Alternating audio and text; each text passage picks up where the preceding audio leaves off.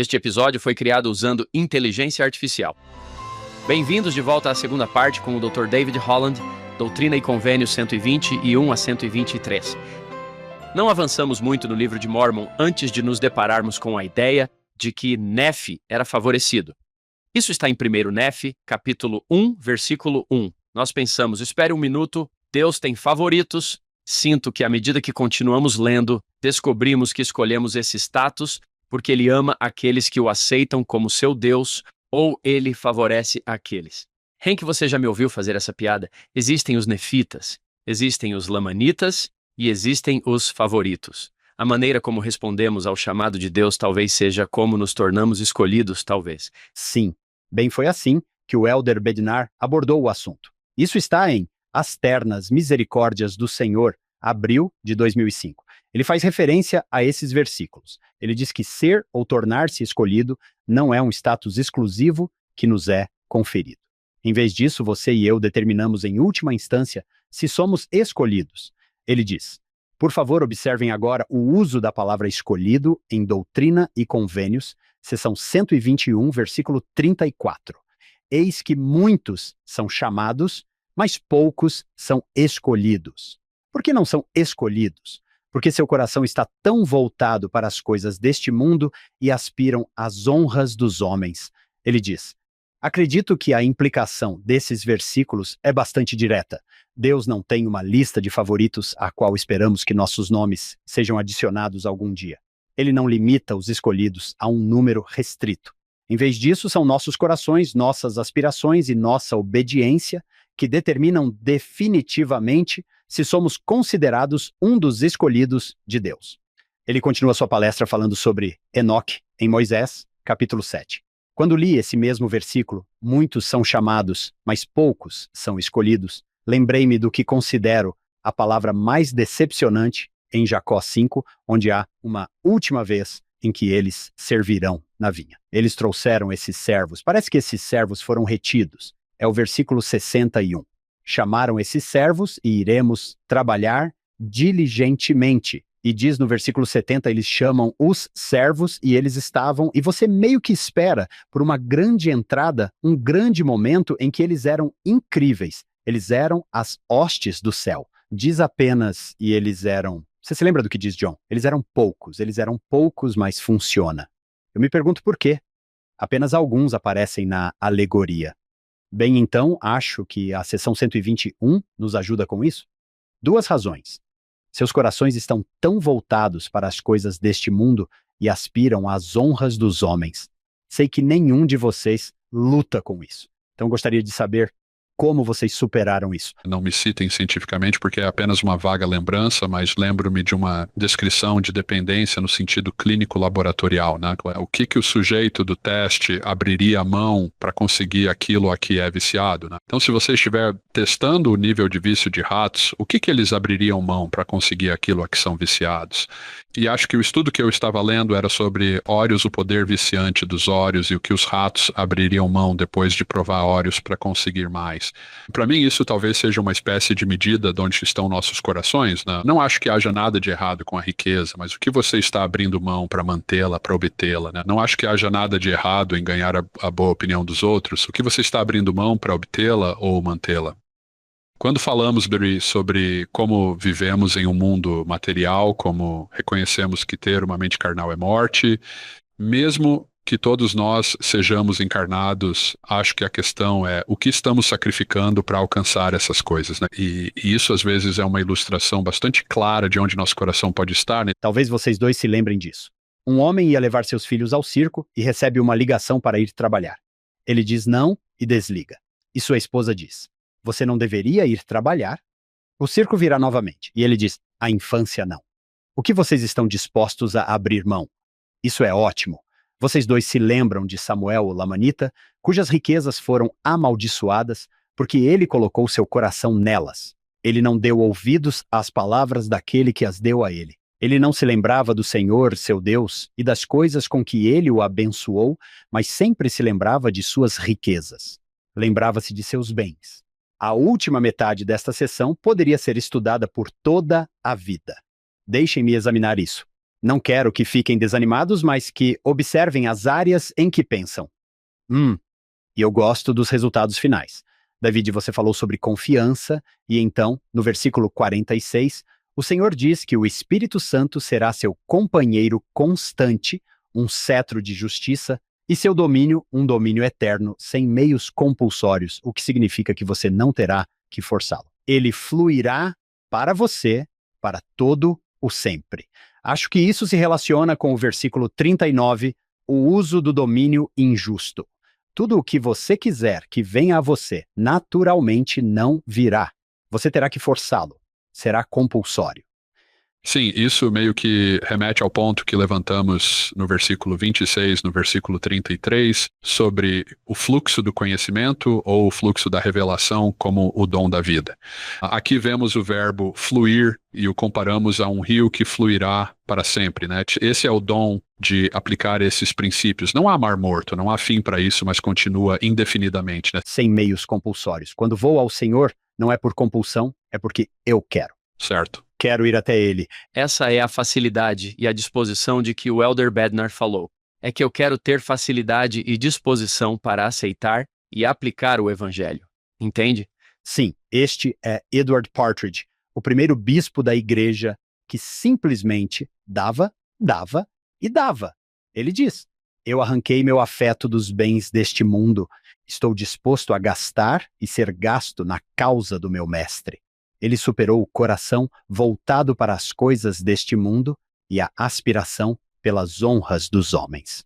David, você está aqui há algum tempo e passamos muito tempo nesta sessão, mas há outras duas. O que devemos fazer a seguir? Bem, vamos seguir sequencialmente aqui. Como estávamos dizendo antes sobre a escala infinita do cuidado e da preocupação de Deus, vimos 121 tipos de acordeão.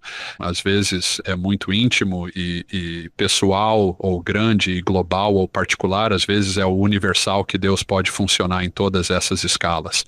Lembro-me novamente, não verifiquem os fatos, pois não sei a fonte, mas lembro-me de um curso na Universidade Brigham Young, quando era estudante de graduação sobre o iluminismo, e estávamos falando sobre deísmo. Essa ideia de que Deus é o criador do universo, mas não se preocupa com ele ou estabelece essas leis e depois deixa o relógio funcionar por si mesmo. Um dos filósofos, um dos pensadores do iluminismo, né, que foi citado no curso, foi citado como tendo olhado para a majestade de um nascer do sol e dito: Senhor, eu acredito, e murmurado baixinho. Mas quanto a senhora e seu bebê, tenho minhas dúvidas, significando que ele podia acreditar no grande universo, na criação. Mas a história de um bebê nascido em uma manjedoura era mais difícil para ele acreditar. Para mim, a grandeza do Evangelho é que Deus atua em todas essas escalas. Sim, já tive aquele momento em que você olha para o nascer do sol ou para a imensidão do oceano e fica impressionado com o poder e a possibilidade de Deus. E então, quando você olha para o rosto do seu filho, fica impressionado com o poder e a bondade de Deus, que Deus está tanto nos detalhes quanto no plano geral, né? Vimos esse tipo de acordeão acontecer em 121 para nos lembrar que Deus é todas essas coisas. Então fazemos a transição para coisas muito pessoais em 122, onde ele está falando com Joseph de forma muito pessoal sobre como seu nome será usado tanto para zombaria quanto para louvor. E os nobres e os virtuosos o buscarão, mas ele também será lançado em dificuldades, né? Essas são as promessas que vêm com o discipulado, né? Eu estava lendo em Atos hoje cedo, em meu estudo pessoal, e me lembrei dos primeiros apóstolos que estavam apenas seguindo o Senhor, eles estavam fazendo o seu melhor, mas foram chamados perante conselhos e julgamentos. Esse é frequentemente o destino daqueles que seguem o Senhor. E então isso se torna muito, muito pessoal. É apresentado de forma hipotética, mas sabemos que é literal.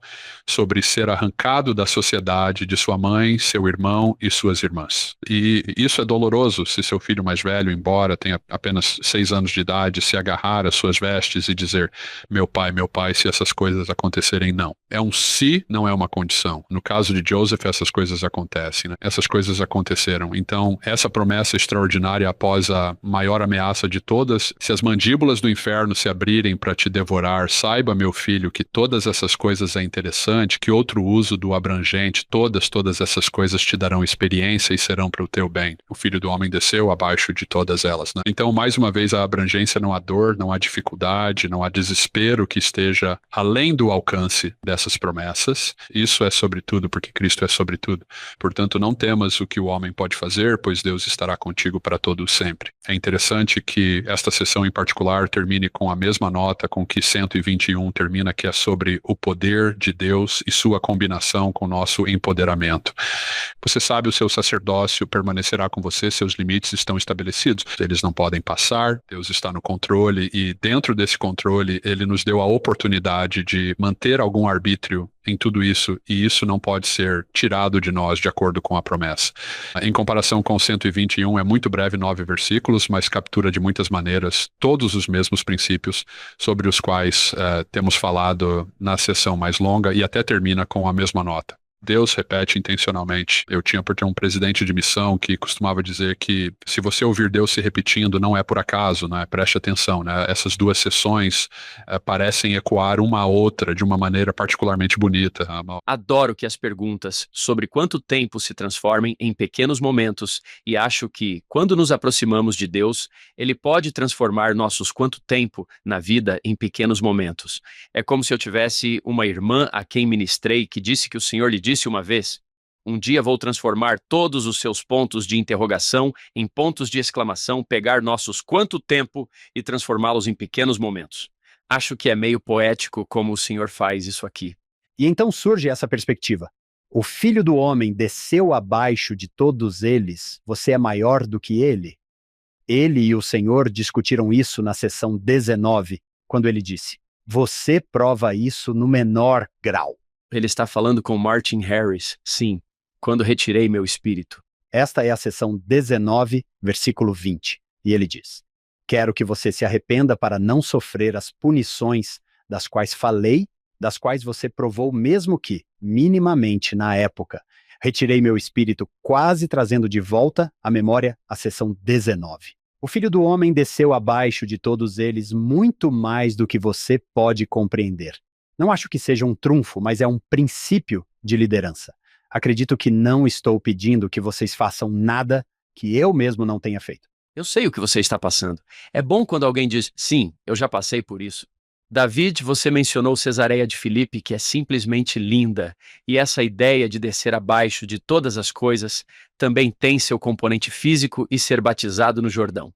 Se bem entendi, o ponto mais baixo da terra é o Mar Morto. Quão poético e elegante é isso que ele foi batizado, descendo literalmente em termos topográficos abaixo de todas as coisas? Sim, não. Logo acima da seção 122, escrevi um artigo para a revista Ensign em janeiro de 2003, e este é o Elder Holland. Por mais sombrios que nossos dias possam parecer, eles foram muito mais sombrios para o Salvador do mundo. Sim. Falando sobre a escuridão na seção 123, Joseph diz que precisamos tomar nota disso, né? É o advogado ou historiador que há nele que diz que precisamos registrar essas coisas, né? Agora, em parte, ele está fazendo um registro, obviamente, como um caso contra a perseguição. Ele fala sobre garantir que as perseguições que eles enfrentaram sejam conhecidas pelas autoridades. É também um lembrete de que as coisas difíceis e árduas não são algo de que precisamos nos esquivar ou nos afastar. Acho que tratamos nossas experiências do Evangelho como se fossem um piquenique de verão, tudo é sol e rosas. Lembro-me do fato de que o próprio Salvador perguntou se o cálice poderia passar dele, ninguém estava pulando alegremente para o Getsemane. As dificuldades e as coisas sombrias merecem ser lembradas e registradas. Em parte, ele está apresentando um argumento contemporâneo para o valor legal desse registro, mas para nosso próprio aprendizado, se os santos não estivessem dispostos a registrar suas experiências, tanto as difíceis quanto as fáceis, nossa compreensão, né? Não apenas da restauração, mas também do discipulado, seria terrivelmente unilateral e não refletiria particularmente a realidade. No versículo 16, quando ele finalmente chega a esse ponto, dizendo que guardar esses detalhes, guardar esses registros, pode parecer uma coisa pequena, mas essa coisa pequena pode guiar um grande navio quando é mantida em sintonia com o vento e as ondas, né? Não se trata apenas de um registro legal nesse ponto. Ele foi além do registro das acusações contra seus inimigos. Ele está falando, ao que me parece, sobre um princípio maior de estar disposto a trabalhar contra o vento e as ondas. É assim que você se mantém à tona, prestando atenção às coisas difíceis e às coisas fáceis. O ato relativamente pequeno de manter um registro pode ajudá-lo a administrar essa tempestade, né? É um dos pecados pelos quais me sinto culpado, porque nunca fui muito bom em manter um diário. Em parte, acho que é o historiador em mim, pois sei o que as pessoas fazem com os diários depois que você se vai, né? Por isso, sempre hesitei um pouco em manter um, mas manter esse registro, reconhecer sua história, reconhecer o bom e o ruim, o belo e o feio e a maneira como Deus o ajudou a superar tudo isso, que é realmente o que essas sessões estão fazendo, é o pequeno leme que pode levar nosso navio através das tempestades que vêm, né? Acho interessante novamente que ele esteja falando sobre um apelo muito específico para, eu acho, um propósito jurídico e político específico aqui, né? Mais uma vez chegamos a um princípio muito transcendente aqui, que acredito se aplica a todos nós, né? Sim, isso é lindo. No final, adoro essa frase no versículo 12 que diz que ainda há alguns na terra que são impedidos de conhecer a verdade apenas porque não sabem onde encontrá-la. Sempre me lamente do sonho de Leí quando ele prova o fruto e pergunta: onde está sua mãe? Isso é tão bom? Onde está sua família? Eu os chamei. Eles ficaram parados como se não soubessem para onde ir. Eles simplesmente não sabiam para onde ir. Então eu os chamei em voz alta e disse: venham a mim. E quantos estão procurando, mas simplesmente não sabem onde encontrá-la? Para mim, é um versículo muito caridoso e motivador dizer que há alguns que estão procurando, mas simplesmente não sabem onde encontrá-la. Sim, em uma sessão que de outra forma é predominantemente sobre coisas bastante sombrias e difíceis. Assassinato, tirania, opressão, luto, tristeza, submissão, jugo de ferro, algemas, correntes, grilhões, amarras do inferno, né? Esta não é a sessão mais alegre que você poderia encontrar. Mas então há esta bela interjeição no versículo 12 que diz: há bondade lá fora. Há muita bondade, há muitos corações bons por aí também, né? O Senhor está sempre tentando nos ajudar a ver tanto a luz quanto a escuridão, né? Joseph falou sobre isso repetidamente. Se você leva um homem à salvação, precisa ser capaz de olhar para o abismo mais escuro assim, como contemplar o céu mais alto. A grande parte desta primeira parte é sobre o abismo, e então o versículo 12 é sobre o fato de que há muitas pessoas boas por aí, e se elas ouvirem a verdade, vão se identificar com ela. Ao ler essas sessões posteriores, parece que Joseph está estudando a Constituição. Ele está interessado no Estado de Direito. Às vezes ele parece chocado por se tratar dos Estados Unidos da América, onde existe liberdade religiosa. Temos uma declaração de direitos. O que está acontecendo? Ele até concorre à presidência porque não há nenhum candidato político disposto a, pelo menos, defender os santos dos últimos dias. Se eu me basear um pouco na sua história, a Constituição tem apenas 55 ou 56 anos. Isso era comum na América do século XIX? A perseguição religiosa? Não era incomum. A perseguição, por exemplo, contra os católicos podia ser particularmente intensa. Eu trabalho não muito longe do local da famosa queima do convento das Ursulinas nos arredores de Boston, dependendo da natureza da religião. Se você fosse um cristão protestante evangélico na década de 1830 e 1840, estava bastante seguro. Isso nem sempre foi verdade. Os batistas foram perseguidos impiedosamente no século XVIII. Os metodistas enfrentaram sua parcela de perseguição pouco tempo depois. Mas quando se chegou à metade do século, se você pertencesse à família evangélica, estava em boa situação, né? Mas se você estivesse fora disso, poderia haver um preço a pagar, especialmente se as pessoas achassem que você era um pouco misterioso. E essa era, às vezes, a acusação feita tanto aos santos dos últimos dias, quanto aos católicos, o que tendia a despertar muita suspeita e raiva. Os santos dos últimos dias não são os únicos a enfrentar perseguição, mas parte do desafio aqui é que eles eram relativamente poucos, né? Os católicos cresceram rapidamente durante o século XIX com a imigração da Europa e tinham números suficientes para começar a controlar. Você sabe, certos bairros e certos distritos começaram a ter alguma influência na política de Nova York muito rapidamente, por exemplo, e até que os santos dos últimos dias não tivessem massa crítica para se defender da mesma forma. Não é totalmente incomum, mas a intensidade e as circunstâncias disso, eu acho, tornam a história particularmente difícil. Aqui esses santos dos últimos dias precisam deixar o país. Eles sentem isso para praticar livremente sua religião. Os pais fundadores tinham uma ideia diferente. Poderíamos falar por muito tempo sobre a primeira emenda, mas parte do desafio aqui, e essa é a famosa frase de Martin Van Buren, é que sua causa é justa, mas não posso fazer nada por você. Havia uma teoria constitucional bastante forte sobre a jurisdição federal, de que a religião era, na verdade, da competência das autoridades locais e que o governo federal não tinha qualquer direito de intervir em questões religiosas, né? Isso não mudou literalmente até a incorporação da primeira emenda na década de 1940, quando uma série de casos envolvendo as testemunhas de Jeová e o juramento de fidelidade deu início a uma nova doutrina, na qual o governo federal se envolveu cada vez mais em questões de liberdade religiosa. Agora, há uma exceção a isso, a sua pergunta sobre os santos dos últimos dias enfrentarem perseguição específica, né? Uma das exceções a isso é se for um território, pois os territórios eram tratados de maneira diferente dos estados. A poligamia tornou-se objeto de intervenção federal, porque Utah era um território e é assim que se obtém algumas decisões da Suprema Corte sobre a poligamia devido ao status territorial em comparação com o status de Estado. A questão de como isso acontece em uma república constitucional tem a ver, em parte, com a forma como a Constituição é interpretada em um determinado momento. E Joseph tinha uma interpretação do século XX da Constituição, né? Ele achava que a primeira emenda deveria ser aplicada e protegida federalmente, que isso deveria envolver intervenção federal. Quando estados como o Missouri estavam, ele sentia que estavam perseguindo os santos com base em sua fé religiosa. Mas é aí que alguém como Van Buren vem dizendo que não é uma questão federal. Eu gostaria de poder fazer algo por você, mas sinto muito, você tem que enfrentar os locais por conta própria. À medida que você avança nessas sessões posteriores, ele está se formando em direito. Sim, sim. Ele realmente quer entender isso e defender os santos. Agradeço essa perspectiva. Sempre havia alguém a quem passar a responsabilidade. Bem, essa é uma questão de direitos estaduais. Você terá que resolver isso com o Missouri. Eu entendo por que um presidente faria isso. Falamos tanto sobre os direitos dos estados versus os direitos federais agora, quanto falávamos antes. Acho que, na época da primeira Constituição, havia vários estados diferentes, unidos, mas eles eram independentes e queriam continuar assim. Sim. O Missouri ficava longe a oeste. Isso também é complicado? Justiça vigilante por lá, certo? Sim, provavelmente havia uma sensação de distância que tornava o governo federal talvez um pouco mais hesitante em se envolver.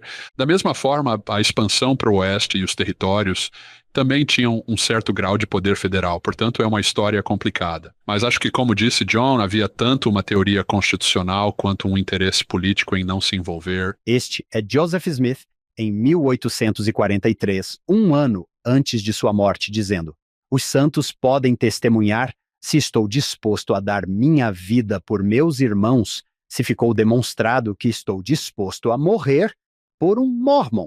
Ele diz: "Tenho a ousadia de declarar perante o céu que estou tão pronto para morrer em defesa dos direitos de um presbiteriano, um batista ou um homem bom de qualquer outra denominação, pois o mesmo princípio que pisaria nos direitos dos santos dos últimos dias pisaria nos direitos dos católicos romanos ou de qualquer outra denominação que possa ser impopular e fraca demais para se defender." Isso deve estar partindo do seu coração. É claro que depois de tudo isso, o versículo 17 é este belo princípio conclusivo de que depois de termos feito tudo isso, depois de termos passado por tudo isso, depois de termos feito o que pudemos, então podemos permanecer firmes com a máxima certeza e ver a salvação de Deus. Mesmo quando detalhamos todas as dificuldades do mundo em que vivemos e toda a oposição que enfrentamos, né, ele termina com essa nota de otimismo, ele termina com essa nota de segurança, essa ideia de permanecer firme. E às vezes ficamos um pouco frenéticos em nosso pensamento de que temos que consertar tudo, mas há um limite para o que podemos fazer, né? Em algum momento você tem que permanecer firme e ver a salvação de Deus. Sim, sempre me interessei pela palavra alegremente aqui. Eu ficaria bem se dissesse: "Queridos irmãos, façamos tudo o que estiver ao nosso alcance." Certo? Não, mas você tem que fazer isso com alegria. Sim, mas agora com alegria, o mesmo tipo de versículo. Este é Mosias 24. O povo de alma ao Pai está orando ao Senhor, pedindo ajuda em sua escravidão aos sacerdotes de Noé e aos lamanitas. O Senhor lhes diz: "Eu aliviará os fardos sobre seus ombros. Então, esta declaração de Mosias, 24, versículo 15, o Senhor os fortaleceu para que pudessem suportar seus fardos com facilidade e se submeteram alegremente e com paciência a toda a vontade do Senhor. Eu concordo com isso. Eles se submeteram com paciência, mas é que eles se submeteram alegremente e com paciência. Eu gostaria de saber como vocês dois fazem isso. Fazer as coisas com alegria. Não sei se ele está dizendo que vocês precisam ter um sorriso permanente no rosto e estar sempre felizes, mas é preciso haver um certo entusiasmo. John, como você faz isso? John, você é uma pessoa alegre. Isso é natural para você? Não? Agradeço os adjetivos que você me deu à tarefa impossível que você me apresentou nos últimos 4 anos com os adjetivos que você me deu. Eu também me maravilho com isso. Eu me maravilho e adoro isso. Eu penso, uau, olha só esse nível a que se aspira. Mas há uma parte que vem quando você pode dizer, Senhor, eu fiz tudo o que pude pensar. Há uma parte que vem quando você pode se ajoelhar e dizer que fez o seu melhor. Eu fiz tudo o que pude pensar. E então essa declaração incrível, então fique parado e observe. Ainda quero falar sobre o versículo 16 também. Sabem, irmãos, eu simplesmente adoro isso. Isso está no livro de Tiago. Vejam a nota de rodapé ali, Tiago 3, versículo 4. Ele diz a mesma coisa. Um navio muito grande é beneficiado por um leme muito pequeno. Isso para mim é o leme em tempos de tempestade. Estamos vivendo em tempos de tempestade. Mas se nós tivermos um leme que implica que há um curso, um destino, ao que o presidente Nelson poderia chamar de um caminho do convênio, com todos os ventos e ondas lá fora, com um leme podemos manter o rumo, podemos progredir mesmo em uma tempestade, porque temos um leme. Nunca esquecerei o discurso do presidente Monson sobre o navio de guerra alemão Bismarck. Vocês se lembram disso? Ele falou sobre como era grande e como as paredes eram feitas de aço com muitos centímetros de espessura. Era um navio de guerra incrível, e as forças aliadas o bombardearam e não conseguiram fazer nada até que alguém acertou o leme uma parte muito pequena. E então, segundo o presidente Monson, tudo o que ele podia fazer era navegar em círculos. Os aliados atacaram até afundá-lo porque ele não conseguia mais se manter em movimento com o vento e as ondas. Qual é o nosso leme? Tenho uma canoa na minha garagem. É isso que ela faz na maior parte do tempo, fica pendurada na minha garagem. Mas uma canoa tem leme? Não. Não. Eu aprendi, na época em que era escoteiro, aprendi a remada em que você rema, e depois gira o remo e o segura, e ele se torna o leme. Por um segundo, aprendi a fazer oitos, e tudo o que quisesse, desde que tivesse meu remo. Mas uma das coisas legais que aprendi e que adoro comparar com este versículo é o que você acha que é a coisa mais segura a se fazer em uma canoa quando se depara com uma onda grande e parece contraintuitivo. Enfrentá-la de frente certo? Não virar de lado? Vá em frente. Se você for, ou não, ou não, ou não, isso vai te derrubar. Vá em frente, suba e passe por cima.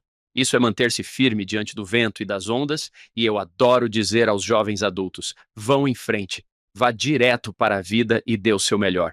Faça tudo o que estiver ao seu alcance porque você tem um rumo, um leme e um destino. E então você pode dizer, estou fazendo o melhor que posso, Senhor me ajude.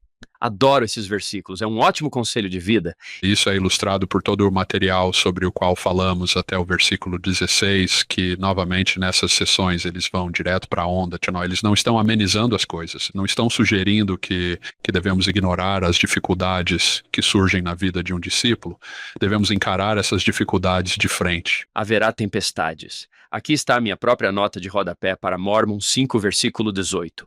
Mas, agora eis que eles são levados por Satanás. Assim como a palha é levada pelo vento, ou como um navio é lançado sobre as ondas e está sem vela, sem âncora e sem nada com que possa ser conduzido.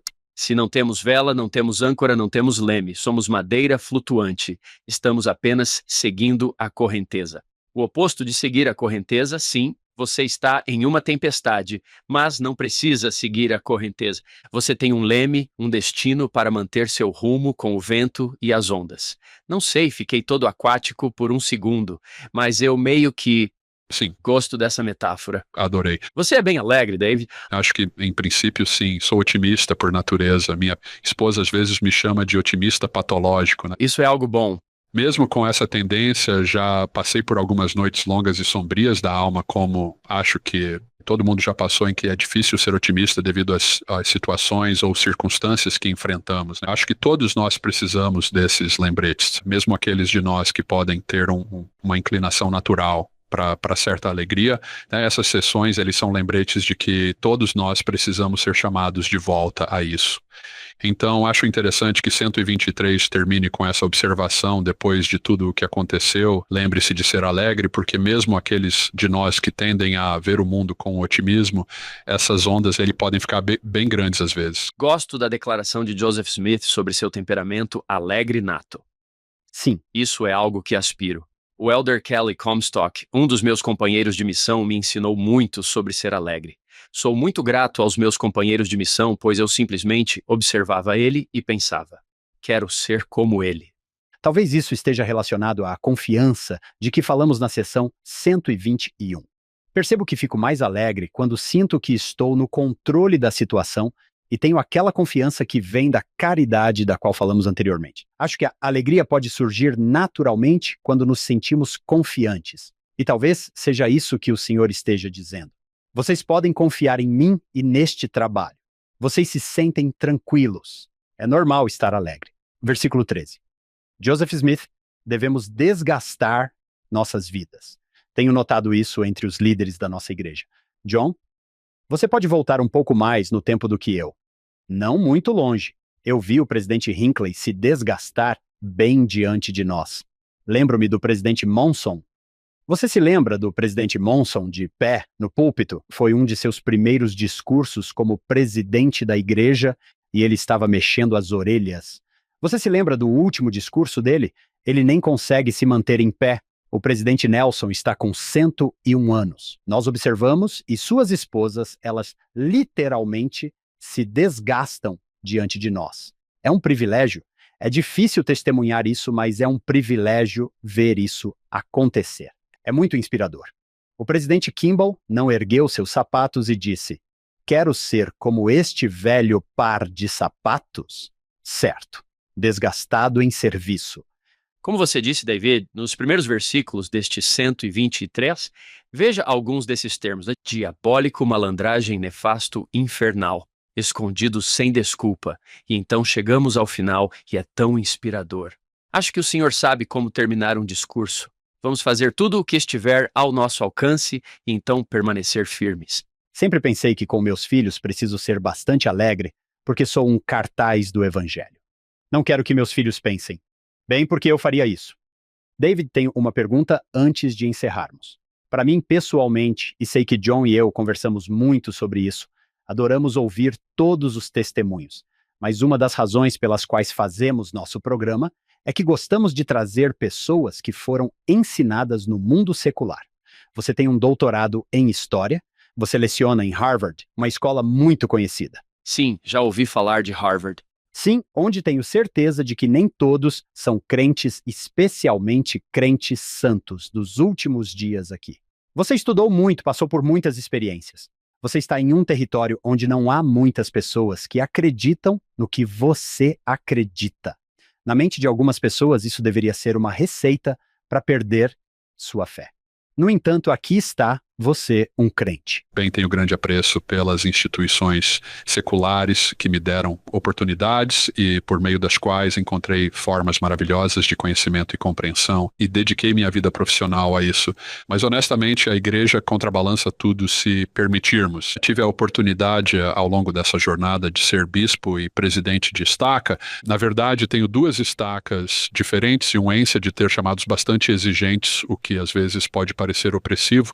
Às vezes você se pergunta por que o Senhor nos pede o que nos pede, mas de certa forma isso tem sido o contrapeso. A minha vida profissional nunca foi a totalidade da minha vida, porque tentei levar a sério as oportunidades de servir, né? Isso permitiu que minha formação secular e minha vida ministerial se enriquecessem mutuamente. Tenho certeza de que muito da minha formação acadêmica influencia o que estou fazendo. Atualmente sou professor do seminário matinal. É mesmo? Não brinca? Eu tenho certeza de que isso também acontece lá, mas o que quero dizer é que a igreja criará um contrapeso para qualquer outra coisa que tente nos atrair.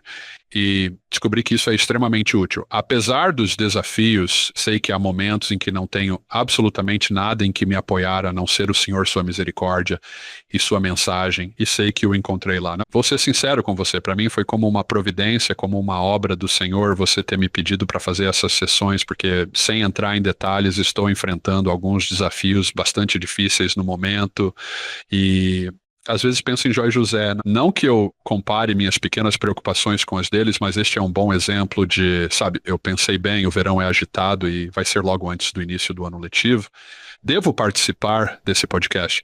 É apenas um sentimento de que quando você tem a oportunidade de discutir o evangelho e compartilhar sua fé, deve aproveitá-la, né? Essa é a minha posição padrão. Obviamente você não pode fazer tudo o tempo todo, mas no relativo sol de maio você aceita uma oportunidade e então se vê no meio de uma tempestade. E eis que essa coisa que você se comprometeu a fazer traz para a sua vida exatamente as sessões que você deveria estar estudando, nas quais deveria estar se concentrando nesse momento específico. E essa tem sido minha experiência ao longo da vida. Se você se colocar à disposição, Deus lhe dará oportunidades de encontrá-lo. Sou grato a Ele. Eu o amo e sou grato pela chance de discutir sua bondade e seu poder nos momentos bons e ruins, e sou grato por meu testemunho.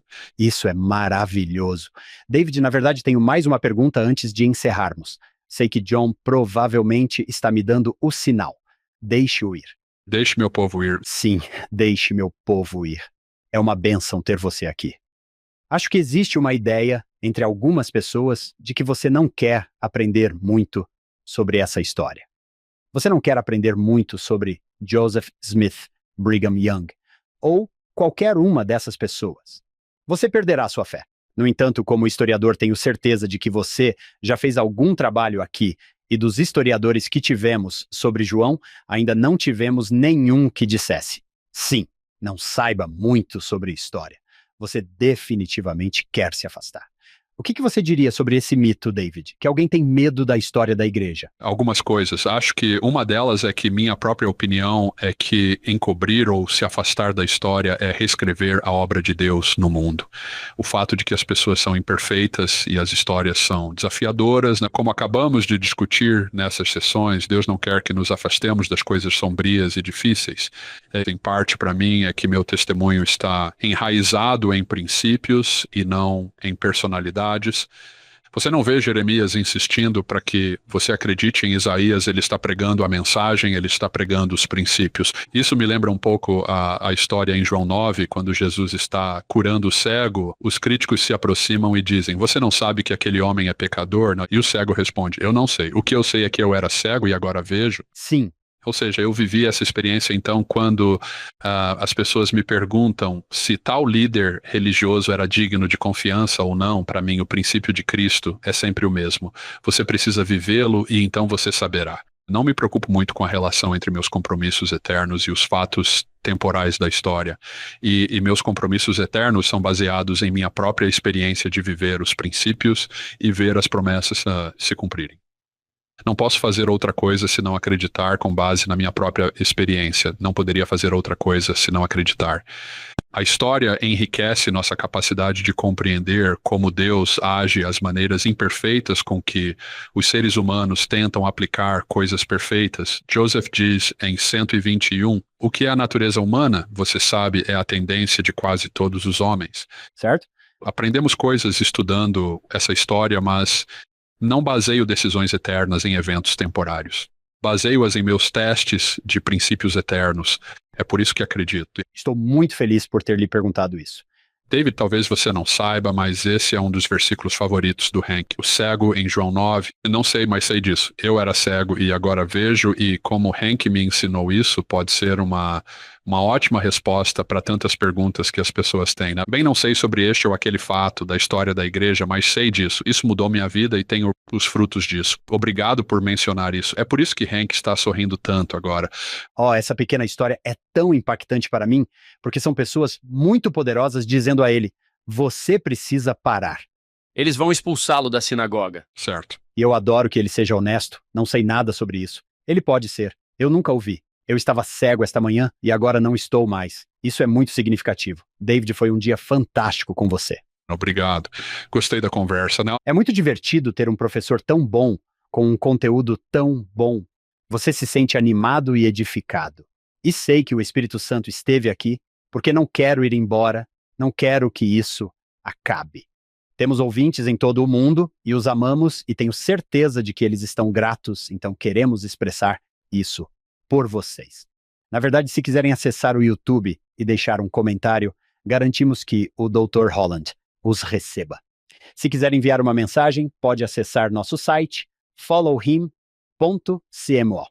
É um dia maravilhoso, um momento maravilhoso para estar com vocês. Com isso, queremos agradecer ao Dr. David Holland por estar conosco hoje. Queremos agradecer à nossa produtora executiva, Shannon Sorensen, aos nossos patrocinadores, David e Verla Sorensen, e em cada episódio lembramos nosso fundador, Steve Sorensen. Esperamos que você se junte a nós na próxima semana. Temos mais doutrina e convênios chegando no Follow Him. Obrigado por se juntar a nós no episódio de hoje. Você ou alguém que você conhece fala espanhol, português ou francês. Agora você pode assistir e ouvir nosso podcast nesses idiomas. Os links estão na descrição abaixo. As notas e a transcrição do programa de hoje estão em nosso site, followhim.com. É followhim.com. É claro que nada disso seria possível sem nossa incrível equipe de produção. David Perry, Lisa Spice, Will Stoughton, Crystal Roberts, Ariel Quadra, Heather Barlow, Amelia Cabuica, Sidney Smith e Annabelle Sorensen.